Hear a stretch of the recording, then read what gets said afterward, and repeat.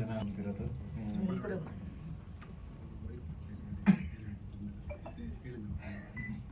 ಮೋಡಕವಿದ ವಾತಾವರಣ ಅಫ್ಕೋರ್ಸ್ ನನ್ನ ಲೈಫಲ್ಲೂ ತುಂಬ ಸ್ಪೆಷಲ್ಲು, ಯಾಕಂದರೆ ಇದ್ರಲ್ಲಿ ದುಡ್ಡು ಹಾಕ್ತೀನಿ ಹಾಗಂತಲ್ಲ. ಇವತ್ತು ಅಂದರೆ ಹೀರೋ ಕ್ಯಾರೆಕ್ಟರೈಸೇಷನ್ ರಿವೀಲು ಏನೋ ಫ್ಲೋ ಚಾರ್ಟ್ ಮಿಸ್ ಆಗಿ ಸಾಂಗ್ ಫಸ್ಟ್ ಪ್ಲೇ ಆಯಿತು. ಸೊ ನಿಮಗೆ ಅಲ್ಲೇ ಗೊತ್ತಾಗುತ್ತೆ ಹೀರೋ ಕ್ಯಾರೆಕ್ಟರ್ ಅಂತಂತ ಸಾಂಗಲ್ಲೇ. ಇಲ್ಲ, ನಾನು ಯೂಶ್ವಲಿ ಹೇಳ್ಬೇಕಂದ್ರೆ ಸಿನಿಮಾಗಿಂತ ಟ್ರೇಲರ್ ಚೆನ್ನಾಗಿ ಕಟ್ ಮಾಡ್ತೀನಿ ಅಂತ ತುಂಬ ಜನ ಮಾತಾಡ್ತಾರೆ. ಬಟ್ ಈ ಸಿನಿಮಾ ಚಾಲೆಂಜಿಂಗ್ ಏನಂದ್ರೆ ನನಗೆ ಗೊತ್ತು ಈ ಸಿನಿಮಾದ್ದು ಟ್ರೇಲರ್ ನಾನು ತುಂಬ ಚೆನ್ನಾಗಿ ಕಟ್ ಮಾಡೋಕ್ಕಾಗಲ್ಲ ಅಂತ ನನಗೆ ಗೊತ್ತು. ಹೀರೋ ಕ್ಯಾರೆಕ್ಟರ್ ತುಂಬ ಚೆನ್ನಾಗಿ ಬಿಡೋಕ್ಕಾಗಲ್ಲ, ಅಫ್ಕೋರ್ಸ್ ಹೀರೋಯಿನ್ ಕ್ಯಾರೆಕ್ಟರೈಸೇಷನ್ ಬಿಡೋಕ್ಕಾಗಲ್ಲ. ಯಾಕಂದರೆ ಸಿನಿಮಾದ ಅರ್ಧ ಪಾರ್ಟು ನಾನು ಥಿಯೇಟ್ರಲ್ಲೇ ರಿವೀಲ್ ಮಾಡೋದು, ಅಂದರೆ ಏನೋ ಒಂದು ಅಂಶ ಇದೆ ಅದನ್ನು ಫಸ್ಟೇ ರಿವೀಲ್ ಮಾಡಲ್ಲ ಅಂತ ಡಿಸೈಡ್ ಆಗಿದ್ದೀನಿ. ಸೊ ಆ ಕಾರಣಕ್ಕಾಗಿ ನಾನು ಅರ್ಧ ಸಿನಿಮಾದಲ್ಲೇ ಟ್ರೇಲರ್ ಕಟ್ ಮಾಡಬೇಕು, ಅರ್ಧ ಸಿನಿಮಾದಲ್ಲೇ ಹೀರೋ ಕ್ಯಾರೆಕ್ಟರ್ ಕಟ್ ಮಾಡಬೇಕು. ಸೊ ಆ ಕಾರಣಕ್ಕಾಗಿ ನಾನು ಬೆಸ್ಟ್ ಅಲ್ಲ, ಇದು ಸಿನಿಮಾಗೆ ಇದು ಬೆಸ್ಟ್ ಅಲ್ಲ ಅಂತ ನನಗೆ ಗೊತ್ತು. ಸ್ಟಿಲ್ ನಾವು ಬಿಡಲೇಬೇಕು, ಆ ಕಾರಣಕ್ಕಾಗಿ ಬಿಡ್ತಾ ಇದ್ದೀವಿ. ಅದು ಬಿಟ್ಟು ಇನ್ನು ಫಸ್ಟಿಂದ ಶುರು ಮಾಡೋದಾದರೆ ಶೀಲಂ ಸರಿಂದ ಹೇಳಿದ್ರೆ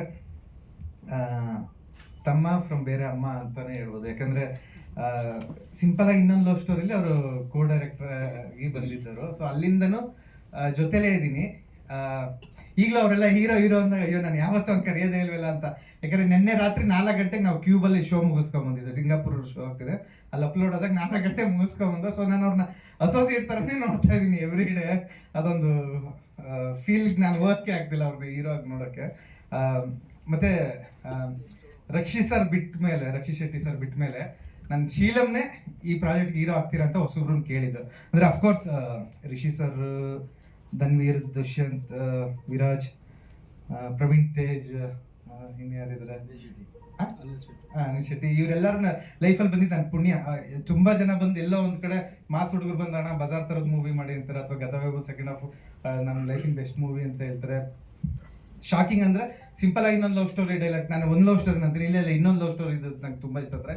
ಸೊ ಇವರೆಲ್ಲ ಹೊಸಬ್ರು ಬಂದಿದ್ದಕ್ಕೆ ನನ್ನ ಲೈಫಲ್ಲಿ ಈ ರೀತಿ ಬಂದಿದ್ದು. ಬಟ್ ನಾನು ಫಸ್ಟ್ ಅಪ್ರೋಚ್ ಆಗಿದ್ದು ರಕ್ಷಿತ್ ಶೆಟ್ಟಿ ಸರ್ನ. ಅದು ಬಿಟ್ಟರೆ ಇನ್ನು ಹೊಸಬ್ರು ಅವರೇ ನನ್ಗೆ ಬರ್ತಿದ್ರು. ಸೊ ಅವಾಗ ನನ್ನ ಪ್ರಾಜೆಕ್ಟ್ಗಳು ಕಮಿಟ್ ಆಗ್ತಿದೆ. ಬಟ್ ಅದು ಬಿಟ್ಟು ಇನ್ನೊಂದು ಶೀಲಂ ಸರ್ನ, ಸರ್ ಈ ಪ್ರಾಜೆಕ್ಟ್ ನೀವು ಮಾಡಿ ಅಂತ ಹೇಳಿದ್ದು, ನಾನು ಶೀಲಂಗೆ ಈ ಪ್ರಾಜೆಕ್ಟ್ ಇದು ಮಾಡಿದ್ದು. ಅಂದರೆ ಅವ್ರು ಥ್ರೂ ಔಟ್ ಅವರು ಸಿಂಪಲಾಗಿ ಇನ್ನೊಂದು ಲವ್ ಸ್ಟೋರಿಗೆ ಆರ್ಟಿಸ್ಟ್ ಆಗಬೇಕು ಅಂತ ಬಂದರು. ಬಟ್ ಕೆಲವರು ತುಂಬ ಅಂದರೆ ಸ್ಕೇಲ್ ಥರ ಇರ್ತಾರೆ ವ್ಯಕ್ತಿ, ಅಂದರೆ ತುಂಬ ನೀಟಾಗಿ ಇದೇ ಟೈಮ್ ಪಂಚುಯಾಲಿಟಿ ಇದೇ ಇರಿ. ನಾವ್ಯಾರೋ ಆ ರೀತಿ ಇರಲ್ಲ, ನಾವ್ಯಾರು ಮೀನ್ಸ್ ನಮ್ಮ ಕೆಟಗರಿಯವರು. ಬಟ್ ಹಂಗಿದ್ದಾಗ ನಾವೇನು ಮಾಡ್ತೀವಿ, ಇವರು ಕರೆಕ್ಟಾಗಿ ವರ್ಕ್ ಫಾಲೋ ಮಾಡ್ತಾರಲ್ಲ ಅಂದ್ಬಿಟ್ಟು ಡೈರೆಕ್ಷನ್ ಡಿಪಾರ್ಟ್ಮೆಂಟ್ಗೆ ಹಾಕೊಂಡು ಅಲ್ಲಿಂದ ಅವರನ್ನೇ ಬರೋ ಎಲ್ಲ ಫಿಲಮ್ಗೂ ಡೈರೆಕ್ಷನ್ ಡಿಪಾರ್ಟ್ಮೆಂಟಲ್ಲೇ ಕಂಟಿನ್ಯೂ ಅದು, ಅಥವಾ ಪ್ರೊಡಕ್ಷನ್ ಡಿಸೈನರ್, ಹಂಗೆ ಒಂದೊಂದೇ ಪೋರ್ಷನ್ ತಗೋತಾ ಇದ್ರು. ಒಂದೊಂದು ಸಣ್ಣ ಪಾತ್ರ ಕೊಡ್ತಿದ್ದೆ. ಬಟ್ ಯಾವಾಗಲೂ ಆರ್ಟಿಸ್ಟ್ ಆಗಿ ಅವ್ರನ್ನ ನಾನು ತುಂಬ ಗಮನದಲ್ಲಿ ಇಟ್ಕೊಂಡಿಲ್ಲ. ಒಂದು ಗ್ಯಾಪ್ ಸಿಕ್ತಾಗ ಸೆಂಟ್ರಲ್ಲಿ ಒಂದು ಕತೆ ಮಾಡ್ತಿದ್ದಾಗ ಓಕೆ ಇದು ಏನೋ ಫ್ರೆಶ್ ಫೇಸ್ ಕೇಳ್ತಿದೆ ಅಂದಾಗ ನಾನು ಶೀಲಂ ಸರ್ನ ಸರ್ ನೀವೇ ಮಾಡಿದ್ದು ಅಂತ ಅಂದ್ಕೊಂಡು, ಆಮೇಲೆ ಶ್ರೀನಿಧಿ ಫಿಲಮ್ಸ್ ಅಂತ ಅವ್ರನ್ನ ನೆನೆಸ್ಕೋಬೇಕು ನಾನು, ಯತೀಶ್ ಸರ್. ಯಾಕಂದರೆ ಹೊಸಬ್ರಿಗೆ ಮತ್ತೆ ಕತೆ ಹೇಳಿದಾಗ ಪ್ರೊಡ್ಯೂಸರ್ ಅವರು ಬಂದರು. ಬಟ್ ಅವರೊಂದು ಟೈಮ್ ಟೇಬಲ್ ಕೊಟ್ಟಿದ್ರು, ಅಂದರೆ ಈ ಟೈಮಿಂದ ಈ ಟೈಮಲ್ಲಿ ಮೂವಿ ಮಾಡಿದ್ರೆ ನನಗೆ ವರ್ಕ್ ಆಗುತ್ತೆ ಅಂತ. ಸರಿ ಸರ್ ಅದ್ರಲ್ಲಿ ಮುಗಿಸ್ಕೊಡ್ತೀನಿ ಅಂತ ಹೇಳಿದೆ. But due to weather conditions, ಯಾಕಂದರೆ ಇದು ಬರೀ ಮೋಡ ಕವಿದ ವಾತಾವರಣದ ಟೈಮಲ್ಲಿ ಶೂಟ್ ಮಾಡಬೇಕು ಅಂದ್ಕೊಂಡಿದ್ರಿಂದ ನಮ್ಗೆ ಆಗಲಿಲ್ಲ. ಆ ಟೈಮಲ್ಲಿ ಅವ್ರನ್ನ ಸ್ವಲ್ಪ ನಾನು ಬ್ಯಾಕ್ಔಟ್ ಆಗ್ತೀನಿ ಅಂದಾಗ ಸರಿ ಅಂದ್ಬಿಟ್ಟು ಒಂದು ಸಲ ಪ್ರೇಮ ಕಥೆ ಒಳಗಡೆ ಇದ್ದೆ.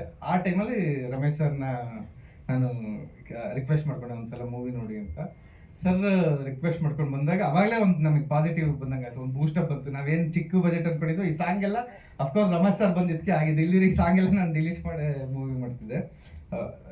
ಹೇಗೆ ಬಂದಾಗ ಒಂದು ಇನ್ನು ಭುಜಬಲ ಪರಾಕ್ರಮ ಅಂತೀವಲ್ಲ ಆ ರೀತಿ ಬಂತು. ಜೊತೆಗೆ ಇನ್ನು ಗೋ ರಮೇಶ್ ಸರ್, ರಂಗರಾಜು ಸರ್ ಬಂದಿಲ್ಲ, ಅವರು ಮತ್ತು ಲೋಕೇಶ್ ಅವರು, ಇವರೆಲ್ಲ ಇರೋದ್ರಿಂದ ಸೊ ಇನ್ನೂ ತುಂಬ ದೊಡ್ಡ ಬಲ ನಮಗೆ ಬಂದಿದೆ. ಅದು ಬಿಟ್ಟು ಇನ್ನು ಹೊಗಳಬೇಕು ಅಂದರೆ ಬೈ ಕ್ಯಾರೆಕ್ಟರ್ ಶೀಲಂ ತುಂಬ ಅಂದರೆ ಅದೇ ಹೇಳಿದ್ನೆಲ್ಲ ಸ್ಕೇಲ್ ಹಾಕಿದ ವ್ಯಕ್ತಿ. ಯಾರು ಮಗುಂಗೆ ಓಕೆ ಹಿಂಗೆ ಬದುಕಬೇಕು, ಇನ್ನು ಡ್ರಿಂಕ್ಸು ಸ್ಮೋಕು ಮಾಡಲ್ಲ, ಅಥವಾ ಟೈಮ್ ಪಂಚುಯಾಲಿಟಿ ಇರ್ತಾನೆ, ಬೇರೆ ಹುಡುಗಿ ಕಣ್ಣೆ ನೋಡಲ್ಲ, ಹೀರೋಯಿನ್ಸ್ ಬಿಟ್ಟು ಸೊ ಈ ರೀತಿ ಏನಿದಾವೆ ಆ ರೀತಿ ಕ್ಯಾರೆಕ್ಟರ್ ಶೀಲಮ್ಮು. ಇನ್ನು ಆ್ಯಕ್ಟಿಂಗ್ ವೈಸ್ ತುಂಬ ಚೆನ್ನಾಗಿ ಮಾಡಿದರೆ ನಾನು ಏನೇ ಹೇಳಿದ್ರು ಹೊಗಳಿಕೆ ಆಗುತ್ತೆ. ನಾನು ಸಿನಿಮಾ ನೋಡಿದಾಗ ಗೊತ್ತಾಗುತ್ತೆ. ಆಮೇಲೆ ತುಂಬ ಕೆಟಗರಿ ಇದೆ, ಅವರು ಲಾಂಗ್ ಹೇರ್ಸ್ ಇರೋದು, ಗಡ್ಡ ಇರೋದು, ಸ್ಕೂಲ್ ಡೇಸ್ ಇರೋದು, ಈ ರೀತಿ ಎಲ್ಲ ಅವ್ರಿಗೆ ಸಿಕ್ಕಿರೋದ್ರಿಂದ ಸೊ ಚೆನ್ನಾಗಿ ಕ್ಯಾರಿ ಮಾಡಿದರೆ. Okay sir, you want 200 points. Thank you. ನಿಮ್ಮ ಸ್ಕೇಲ್ಗಿಂತ ಎಷ್ಟು ಮಟ್ಟದ ಸ್ಕೇಲ್ ಹೆಚ್ಚಾಗಿದೆ?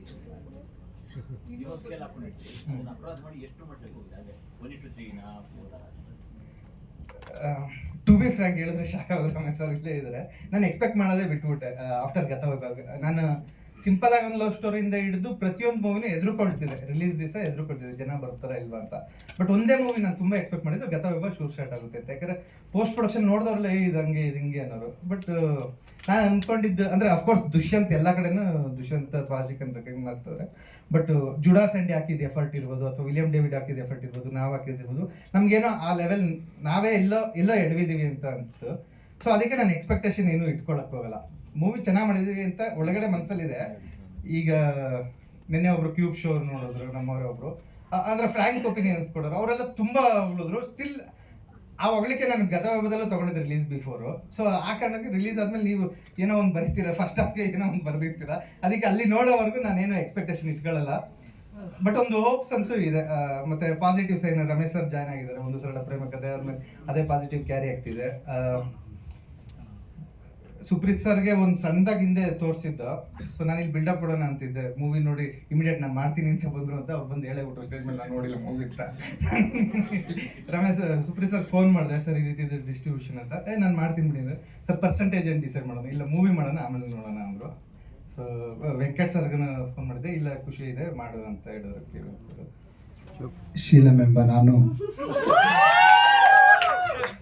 ಮೋಡ ಕವಿದ ವಾತಾವರಣ ಸಿನಿಮಾದ ನಾಯಕನಾಗಿ ಸ್ಯಾಂಡಲ್ವುಡ್ಗೆ ಪದಾರ್ಪಣೆ ಮಾಡ್ತಿದ್ದೇನೆ.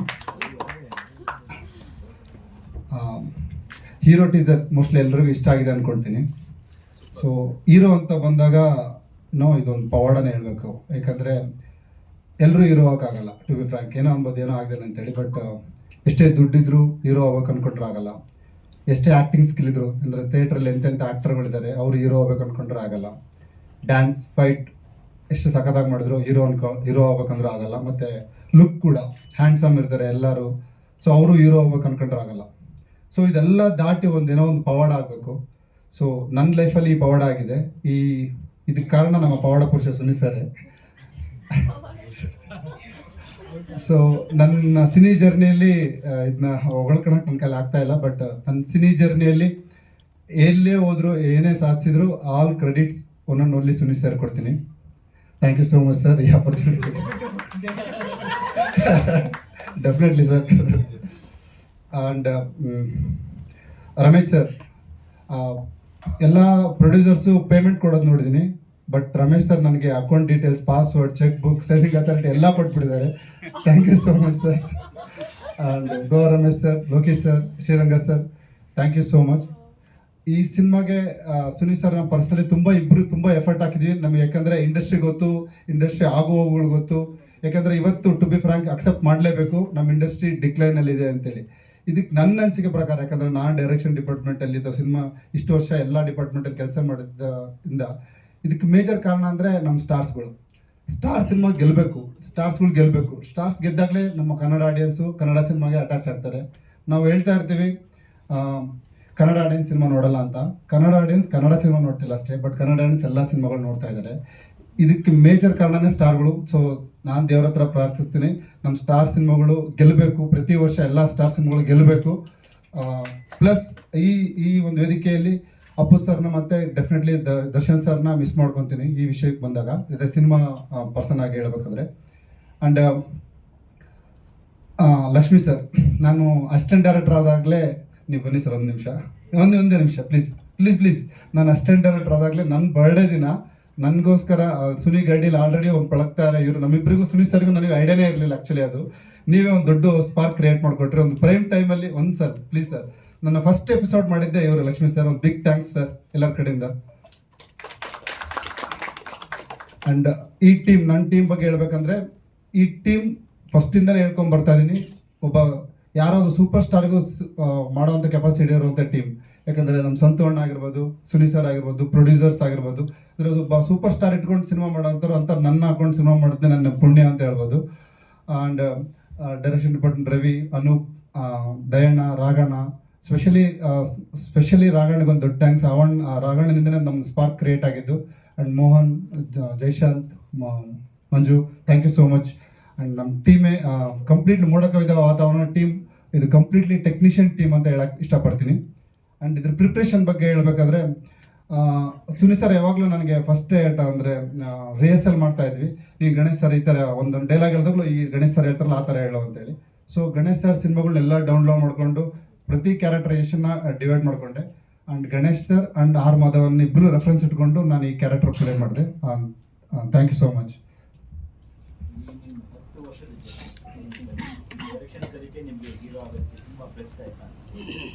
ಅಫ್ಕೋರ್ಸ್ ಸರ್, ಅಂದರೆ ಡೈರೆಕ್ಷನ್ ನನ್ನ ಒಂದು ಪರ್ಸ್ನಲ್ ಎಲ್ಲ ಹೊಸಬರು ಯಾರ್ಯಾರು ಸಿನಿಮಾ ಇಂಡಸ್ಟ್ರಿ ಬರ್ಬೇಕು ಅನ್ಕೊಳ್ತಾರೋ ಅಥವಾ ಆಕ್ಟರ್ ಆಗ್ಬೇಕು ಅನ್ಕೊಳ್ತಾರೋ ಅವರು ಡೈರೆಕ್ಷನ್ ಡಿಪಾರ್ಟ್ಮೆಂಟಲ್ಲಿ ಕೆಲಸ ಮಾಡಲೇಬೇಕು ಕಂಪಲ್ಸರಿಯಾಗಿ, ಒಂದು ರೂಲ್ ಥರ ಎತ್ಕೊಬೇಕು. ಯಾಕಂದರೆ ಅವರು ನಾವು ಎಲ್ಲಿ ಒಂದು ಅನ್ಕೊಂತೀವಿ, ಒಂದು ಸ್ಕ್ರಿಪ್ಟಲ್ಲಿ ಪೇಪರ್ ಓದಿದಾಗ ನಮ್ದು ಯಾವ ಥರ ಆ್ಯಕ್ಟಿಂಗ್ ಇದೆ ಅಂತ ಅನ್ಕೊಂತೀವಿ, ಅಂಥದ್ರಲ್ಲಿ ಡೈರೆಕ್ಷನ್ ಡಿಪಾರ್ಟ್ಮೆಂಟ್ ಕೆಲಸ ಮಾಡಿದಾಗಲೇ ಡೈಲಾಗ್ ಡೆಲಿವರಿ ಹೇಗೆ ಪ್ರಾಕ್ಟಿಕಲ್ ಆಗಿ ನಾನು ಒಂದು 5 years ಯಾವುದೋ ಆ್ಯಕ್ಟಿಂಗ್ ಸ್ಕೂಲಲ್ಲಿ ಓದ್ ಬಂದಂಗೆ ಅನಿಸ್ತು ಡೈರೆಕ್ಷನ್ ಡಿಪಾರ್ಟ್ಮೆಂಟ್ ಕೆಲಸ ಮಾಡಿದ್ದು.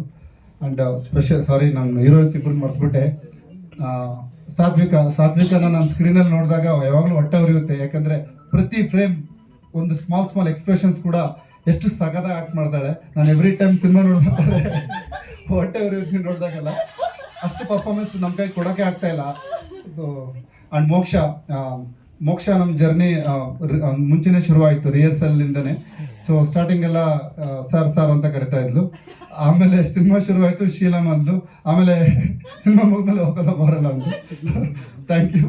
ಅಂದರೆ ಆ ಲೆವೆಲ್ ಬಾಂಡಿಂಗ್ ಗೊತ್ತಿಲ್ಲ. ಪೊಪ್ಪುಲಿ ಸರ್ ಅಂದರೆ ಚೆನ್ನಾಗಿರುತ್ತೆ ಅನ್ಸುತ್ತೆ.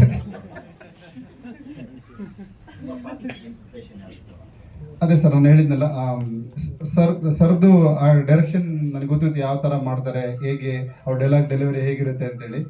ಅಫ್ಕೋರ್ಸ್ ಆ್ಯಸ್ ಎ ಫ್ರೆಶರ್ಗೆ ಸರ್ ಹತ್ರ ಕೆಲಸ ಮಾಡೋದು ತುಂಬ ಕಷ್ಟ. ಯಾಕಂದರೆ ನಮ್ಮ ಸಿನಿಮಾ ಅಂದರೆ ಶುರು ನಾವು ಹೆಂಗೆ ಮಾಡ್ತಿದ್ವಿ ಅಂದರೆ ಗಣೇಶ್ ಸರ್ದು, ಶರಣ್ ಸರ್ ಮಧ್ಯೆ ಅಂದರೆ ಈ ಥರ ಶುರು ಮಾಡ್ತಿದ್ವಿ. ಸೊ ಎಕ್ಸ್ಪೆಕ್ಟೇಷನ್ ಹಂಗೆ ಇತ್ತು, ನಾನು ಸೈಕಲ್ ಹೊಡೆಯೋಂಗಿಲ್ಲ ಅಥವಾ ಬೇರೆ ಏನಾಗಂಗಿಲ್ಲ. ಸೊ ಆ ಪರ್ಫೆಕ್ಟ್ನೆಸ್ ಕೊಡಲೇಬೇಕಾಗಿತ್ತು. ಸೊ ನಾನು ಈ ಸಿನಿಮಾಗೆ ನಾನು ಗಣೇಶ್ ಸರ್ ಮತ್ತು ಆರ್ ಮಾಧವನ್ ರೆಫರೆನ್ಸ್ ಇಟ್ಕೊಂಡು ಆ್ಯಕ್ಟ್ ಮಾಡಿರೋದು. ಹೌದು, ಅದು ಸರಿ ಗೊತ್ತು ಸರ್, ನಾನು ಆ್ಯಕ್ಟ್ ಮಾಡ್ಕೊಂಡು ಹೋಗ್ತಾ ಇದ್ದೆ ಅಷ್ಟೇ.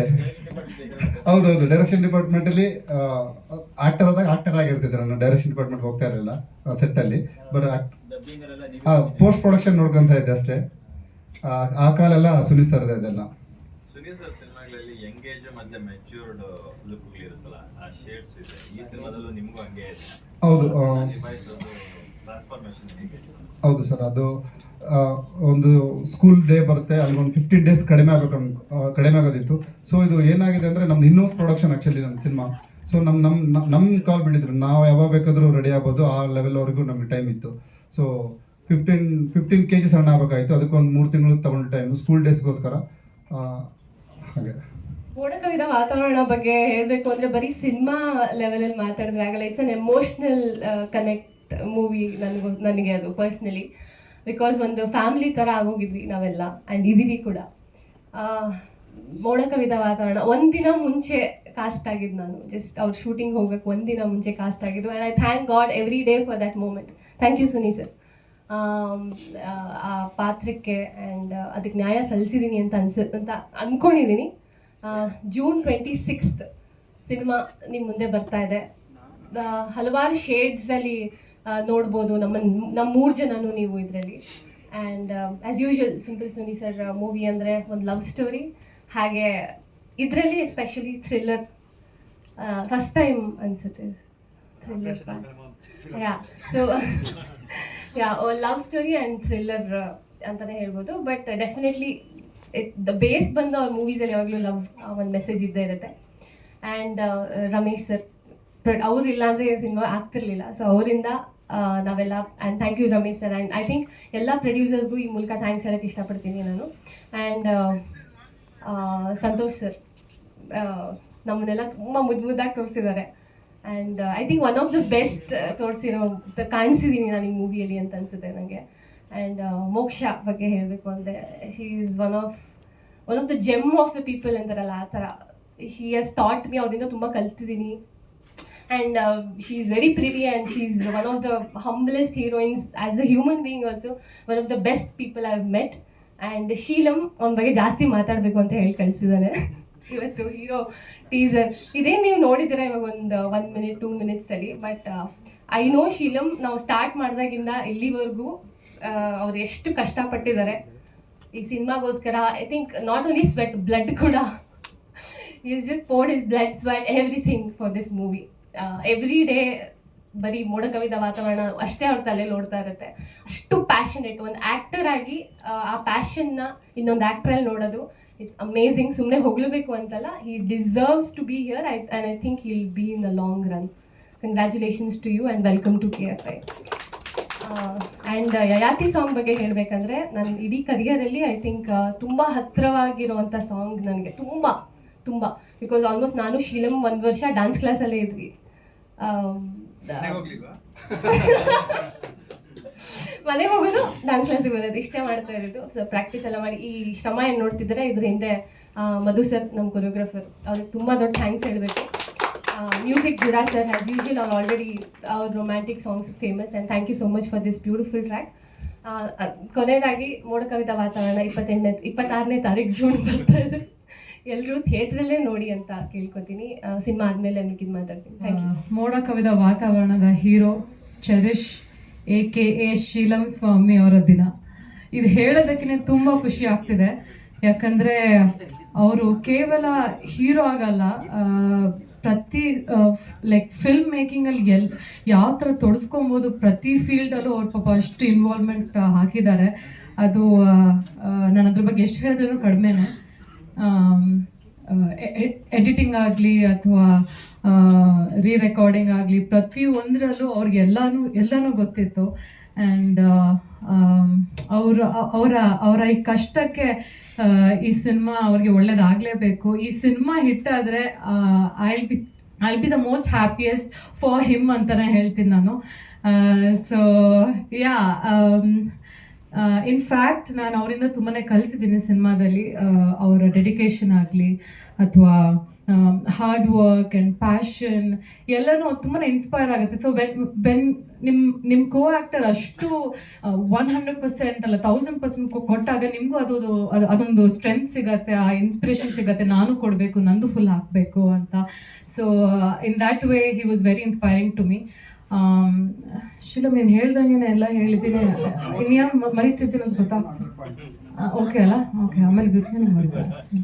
ಓಕೆ. ಆ್ಯಂಡ್ ಅಫ್ಕೋರ್ಸ್ ಮೋಡ ಕವಿದ ವಾತಾವರಣ ಬಗ್ಗೆ ನಾನು ಎಷ್ಟು ಹೇಳಿದ್ರು ಕಡಿಮೆ. ಇದನ್ನ ಒಂದ್ಸತಿ ನಾನು ಹೇಳಿದ್ದೆ ಯಾವುದೋ ಒಂದು ಅವಾರ್ಡ್ ಶೋ ಅಲ್ಲಿ. ಬಟ್ ಇವತ್ತು ಮತ್ತೆ ಹೇಳೋಕ್ಕೆ ಇಷ್ಟಪಡ್ತೀನಿ. ಹೀಗೆ ನನ್ನ ಫ್ರೆಂಡ್ ಜೊತೆ ಮಾತಾಡ್ತಿದ್ದೆ ನಾನು. ನನಗೆ ನನ್ನ ಮೋಸ್ಟ್ ಲೈಕ್ ಯಾವ ಡೈರೆಕ್ಟರ್ ಜೊತೆ ಕೆಲಸ ಮಾಡಬೇಕು ನನಗೆ ಆಸೆ ಇದೆ ಅಂತ ಕೇಳಿದಾಗ ನನಗೆ ಸುನಿ ಸರ್ ಜೊತೆ ಕೆಲಸ ಮಾಡಬೇಕು ಅಂತ ತುಂಬ ಆಸೆ ಇದೆ. ಆದರೆ ಅವ್ರನ್ನ ಹೇಗೆ ರೀಚ್ ಆಗೋದು ಅಂತ ಗೊತ್ತಿಲ್ಲ.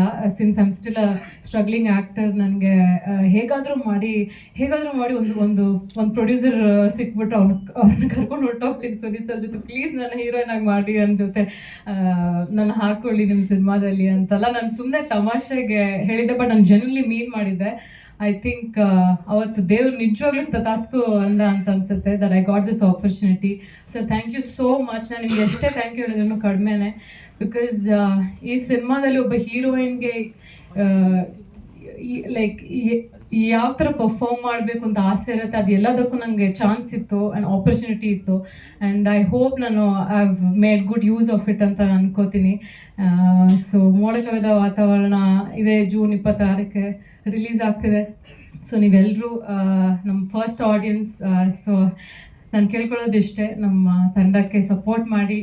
ಇವಾಗ ಅಂತ ಅಲ್ಲ, ರಿಲೀಸ್ ಆದಮೇಲೆನೂ ನಿಮ್ಮ ಸಪೋರ್ಟ್ ಇರಲಿ ಅಂತ ಕೇಳ್ಕೊತೀನಿ. And Ram sir, Satvika, Suni sir, Mohan ಅಣ್ಣ ಆ್ಯಂಡ್ ಪ್ರತಿಯೊಬ್ಬರು ಐ ವೆರಿ ಫಾರ್ಚುನೇಟ್ ಎಲ್ಲರ ಜೊತೆ ಕೆಲಸ ಮಾಡಿರೋದು. Santosh sir, William sir, I hope ನಾನು ಯಾರ ಹೆಸರು ಮರೀತಿಲ್ಲ ಅಂತ.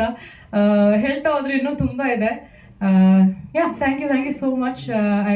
ಐ ಹೋಪ್ ನಿಮಗೂ ಎಲ್ಲರಿಗೂ ಇಷ್ಟ ಆಗಿದೆ ಟ್ರೀಸನ್ ಅಂತ ಅನ್ಕೋತೀನಿ. ಇದು ಜಸ್ಟ್ ಒಂದು ಮಿನಿ ಟ್ರೇಲರ್ ಅಷ್ಟೇ, ಇನ್ನೂ ಸಿನಿಮಾ ಬಾಕಿ ಇದೆ. ಸೊ ಕಾಯ್ತಾ ಇರಿ. ಮೋಡ ಕವಿದ ವಾತಾವರಣ ಇದೆ 26ಕ್ಕೆ.